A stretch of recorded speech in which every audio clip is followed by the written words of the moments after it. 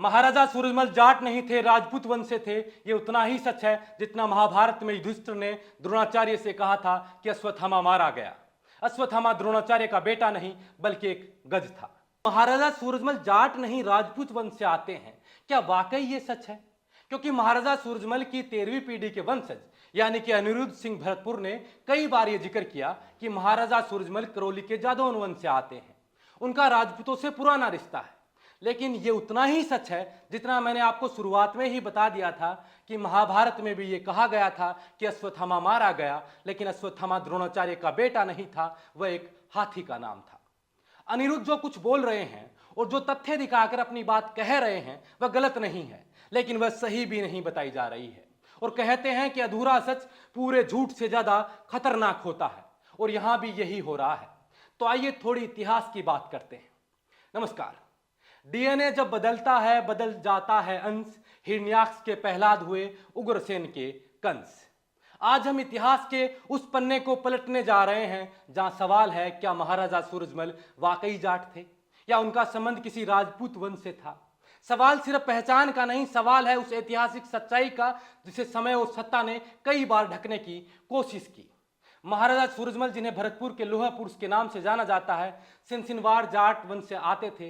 इनका वंश जदू या यदु वंशीय जाटों से जुड़ा बताया जाता है, जिनका आगमन गजनी, सियालकोट और लाहौर होते हुए भारत के पश्चिमी हिस्सों में हुआ। इतिहासकारों के अनुसार भरतपुर के ये सिनसिनवार जाट किसी भी राजपूत वंश से सीधे तौर पर संबंध नहीं रखते हैं, लेकिन कालांतर में वर्ण व्यवस्था और सामाजिक स्वीकृति के दबाव के बीच एक नई वंशावली गढ़ी गई। इस वंशावली में एक पात्र आता है बालचंद, जिसकी कथित तौर पर 2 पत्नियां थी। राजपूत पत्नी से कोई संतान नहीं हुई, जबकि जाट पत्नी से जन्मे पुत्र से ही भरतपुर राजवंश की नींव रखी गई, ऐसा बताया गया।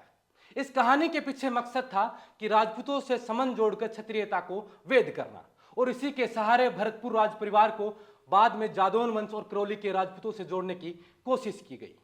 कुछ इतिहासकारों ने इस वंशावली को एक बनावटी वंशाभिलेख भी करार दिया है, जिसका उद्देश्य सामाजिक स्वीकार्यता और ब्राह्मणों से राज्याभिषेक की वैधता प्राप्त करना था। यह कोई पहला उदाहरण नहीं था। विजयनगर साम्राज्य हो या नेपाल के राजा, कई राजपूत वंशों ने स्वयं को सिसोदिया और सूर्यवंशी बताकर क्षत्रियता का प्रमाण गढ़ा। लेकिन सवाल यह है, क्या यह वंशावली बनाकर क्षत्रियता का प्रमाण देना यह तय करता है कि उनकी जाति क्या है? क्या परशुराम के समय संहार के बाद क्षत्रिय शेष बचे थे? अगर नहीं, तो फिर आज हर कोई किसी वंश की छाया में क्यों अपनी पहचान गढ़ने को मजबूर है?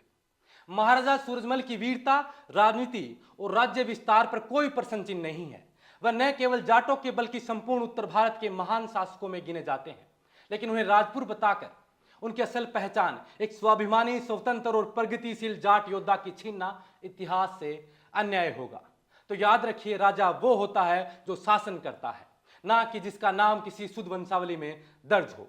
महाराजा सूरजमल इस बात के सबसे प्रमाणिक उदाहरण है। यह जानकारी आपके लिए जुटाई है हमारे साथी प्रेम सिंह सिहाग, उनका शुक्रिया। इस वीडियो को लेकर आपकी क्या राय है, कमेंट कर हमें जरूर बताएं। नमस्कार।